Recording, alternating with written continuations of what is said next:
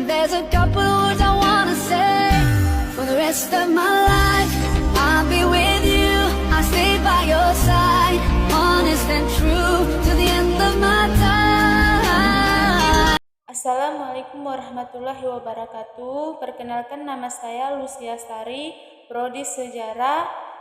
Baiklah, saya akan mempresentasikan tentang makalah saya yang berjudul Penyakit Hati dan Obatnya. Pengertian penyakit hati. Penyakit hati adalah perasaan tidak enak yang ada dalam diri manusia sehingga menyebabkan hatinya merasa tidak tenang, gelisah, dan was-was. Perasaan tidak enak itu tidak seperti virus yang menyerang komputer. Ia muncul karena ada sesuatu yang tidak beres di dalam hati dan pikiran manusia. Tidak peduli laki perempuan, tua muda, besar kecil. Macam-macam penyakit hati yaitu sombong, hasut atau iri dengki, ria atau pamer, bakhil atau kikir, ujub atau takjub akan diri sendiri, buruk sangka, fitnah, marah. 1.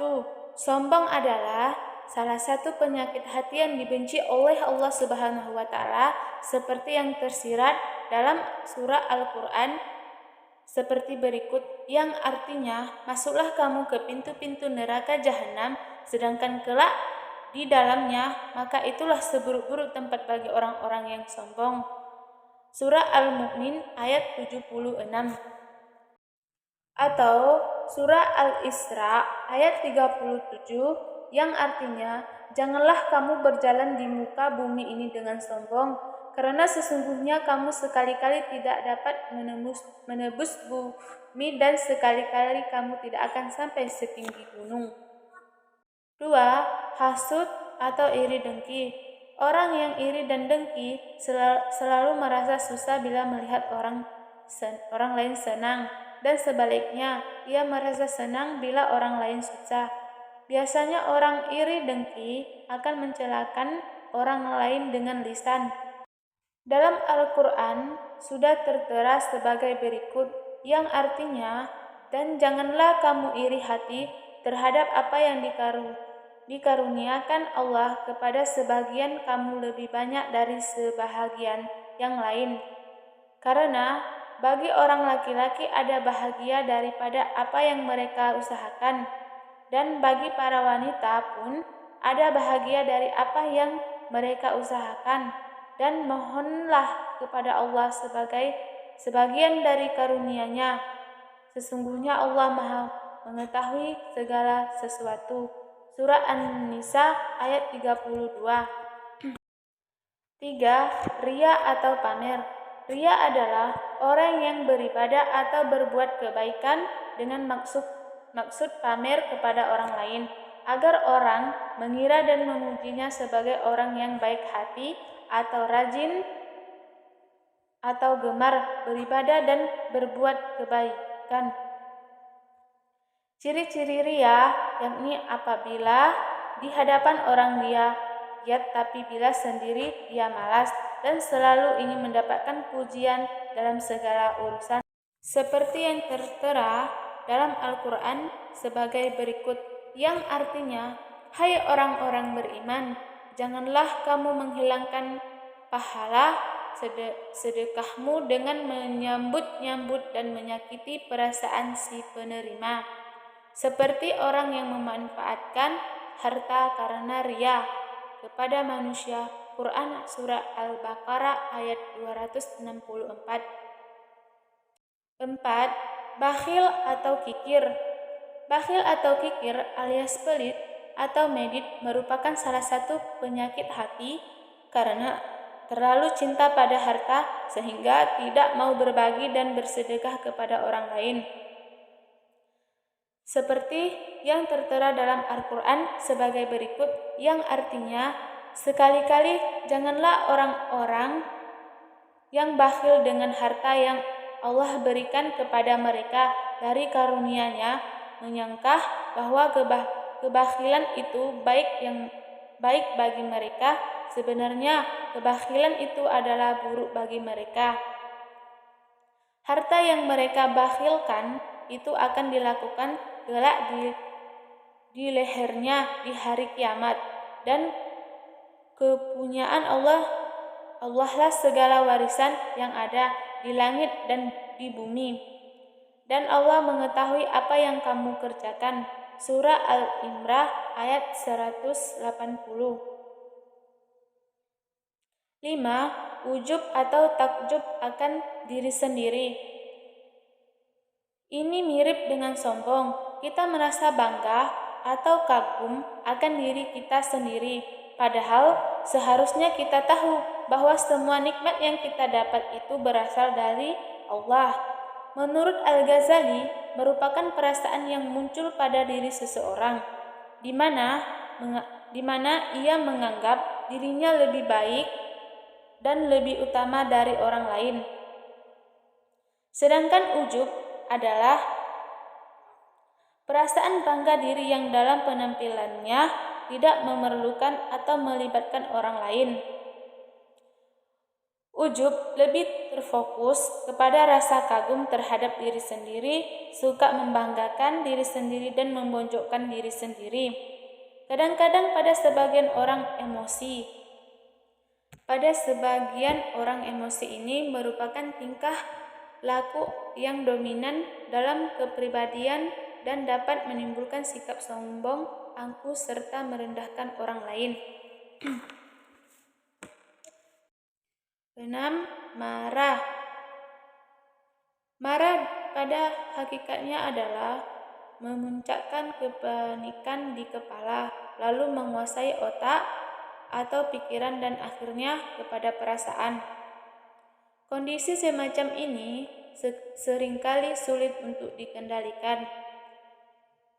Lebih lanjut, Asy-Syarqawi mengungkapkan bahwa marah akan menimbulkan beberapa pelampiasan, misalnya secara lisan akan memunculkan caci makian, kata-kata kotor atau keji, dan secara fisik akan menimbulkan tindakan-tindakan destruktif.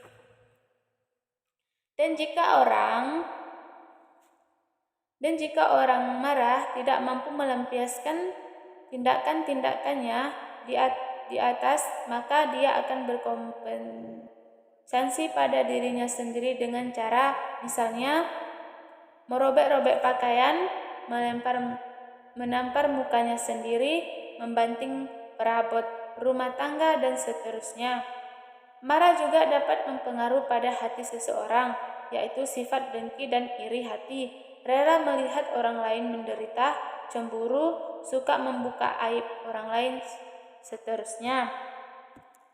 Atas dasar inilah maka Nabi melarang orang yang sedang marah untuk melakukan putusan atau memutuskan sesuatu perkara. Sebagaimana sabdanya, seseorang tidak boleh membuat keputusan di antara dua orang yang berselisih sementara ia dalam keadaan marah. Al-Ghazali berpendapat bahwa cara untuk menanggulangi kemarahan sampai batas yang seimbang dengan jalan mujahad untuk kemudian menanamkan jiwa sabar dan kasih sayang. Berkaitan dengan hal di atas, Usman Najati berpendapat bahwa emosi marah yang menguasai seseorang dapat membuat kemendekat berpikir. Di samping itu, energi tubuh selama marah berlangsung akan membuat orang siap untuk melakukan tindakan-tindakan yang akan disesali di kemudian hari.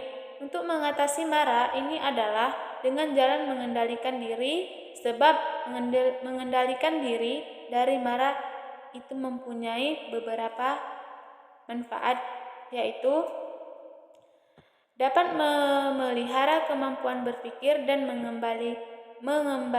mengambil keputusan yang benar, dapat memelihara keseimbangan fisik karena mampu melindungi diri dari ketenangan fisik yang timbul akibat meningkatnya energi, dapat menghindarkan seseorang dari sikap memusuhi orang lain, baik fisik maupun umpatan, sikap tersebut juga dapat menyadarkan diri untuk selalu berintrospeksi. Dari segi kesehatan, pengendalian marah dapat menghindarkan seseorang dari berbagai penyakit fisik pada umumnya. 7. Buruk sangka. Hati yang jernih, bersih, dan bersih akan terpancar dari perilaku sehari-hari. Adanya buruk sangka terhadap sesama menandakan hati yang kotor. Penyakit hati yang satu ini bisa disebabkan dengan suudzon. Islam mengajarkan kita untuk tidak berburuk sangka agar terhindar dari penyakit hati. Ini hendaknya kita mencoba untuk berbaik sangka terhadap sesama. Jika harus dapat melatih hati dan pikiran untuk memikirkan segala hal yang posesif. 8. Fitnah. Fitnah adalah penyakit hati. Pengertian fitnah berarti menyebarkan berita yang tidak benar tentang seseorang dengan tujuan menjatuhkannya. Dalam Al-Quran, fitnah artinya membakar dengan api, sebagaimana dijelaskan dalam surat Al-Anfal ayat 39 yang artinya, dan perangilah mereka itu sampai tidak ada lagi fitnah dan agama hanya bagi Allah semata. Jika mereka berhenti dari kekafiran, maka sesungguhnya Allah Maha melihat apa yang mereka kerjakan. C. Obat penyakit hati. Perilaku tersebut di atas dapat dijadikan indikator awal akan adanya penyakit pada hati seseorang. Meskipun demikian, kita dapat menyembuhkan hati dan sakit tersebut dengan beberapa cara. Hal ini untuk mempertahankan keimanan yang ada dalam hati kita. Rasulullah SAW menggambarkan dalam salah satu sabda beliau bahwa keimanan seseorang hamba diibaratkan sebagai pakaian yang dibutuhkan untuk diperbarui setiap saat. Beliau SAW juga menggambarkan keimanan ibarat menatap bulan, terkadang bercahaya, terkadang gelap. Manakala bulan tersebut tertutup oleh awan, maka hilanglah sinar dari rembulan tersebut. Ketika gumpalan awan menghilang, maka tampak kembali cahaya bulan tersebut. Juga sebagai mana sabda Nabi Muhammad SAW.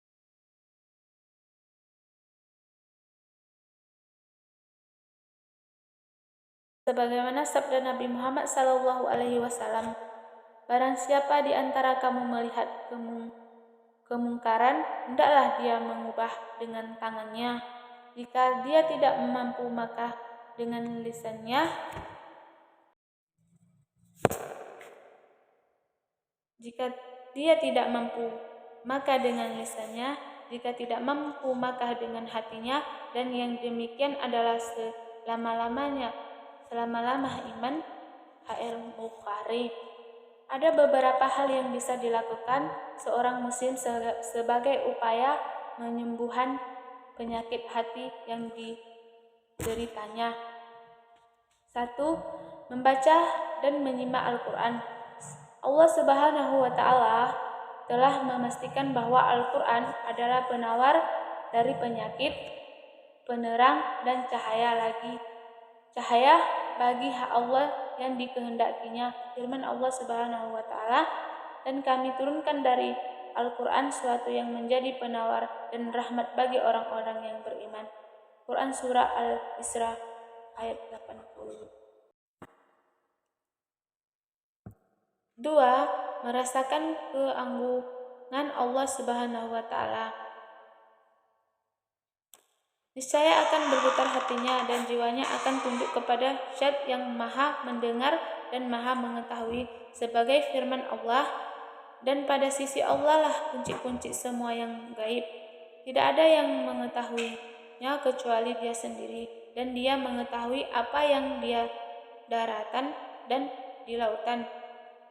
Dan tiada sehelai daun pun yang gugur melainkan Dia mengetahuinya pula, dan tidak jatuh sebutir biji pun dalam kegelapan bumi dan tidak sesuatu yang basah atau yang kering, melainkan tertulis dalam kitab yang nyata, Lauh Mahfuz. Quran Surah Al-An'am ayat 59. 3. Mencari dan mempelajari ilmu agama, yaitu ilmu yang biasa menghasilkan rasa takut kepada Allah Subhanahu wa Ta'ala dan menambah nilai keimanannya. Tidak akan sama keadaan orang yang mengetahui dan orang yang tidak mengetahui. 4. Banyak berzikir.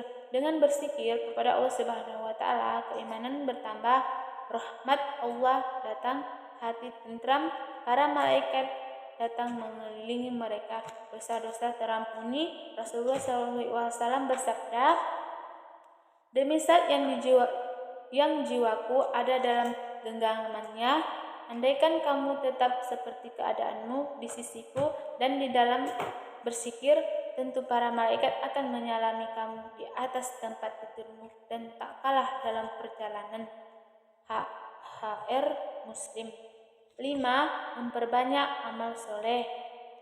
Banyak hal yang dapat digunakan sebagai lading amal soleh bagi kita, sedangkan bentuk dan cara memperbanyak amal soleh diantaranya adalah sesegera mungkin melaksanakan amal soleh secara terus-menerus, tidak gampang bosan dan capek dalam melaksanakannya, mengulang beberapa amal soleh yang terlupakan, senantiasa berharap apa yang dilakukan diterima oleh Allah Subhanahu wa Ta'ala. 6. Rajin melakukan ibadah. Di antara rahmat Allah Subhanahu wa Ta'ala ialah dengan diberikannya beberapa macam peribadatan, sebagainya berbentuk fisik seperti sholat, sebagiannya berbentuk materi seperti zakat, sebagiannya berbentuk lisan seperti zikir dan doa. Bahkan satu jenis ibadah bisa dibagi kepada wajib, sunnah, dan anjuran. Yang wajib pun terkadang terbagi kepada beberapa bagian. Berbagai jenis ibadah ini memungkinkan untuk dijadikan sebagai penyembuh dari penyakit hati atau lemahnya keimanan. 9. Selalu ingat akan tibanya hari akhir. 10. Menelaah firman-firman Allah Subhanahu wa Ta'ala yang terkait dengan peristiwa alam. 11. Bermunajat dan pasrah kepada Allah Subhanahu wa Ta'ala. 12. Tidak terlalu berharap dunia. 13. Banyak melakukan ibadah hati. 14. Berdoa kepada Allah Subhanahu wa Ta'ala agar dijaga keimanan kita. 15. Sholat malam didirikan.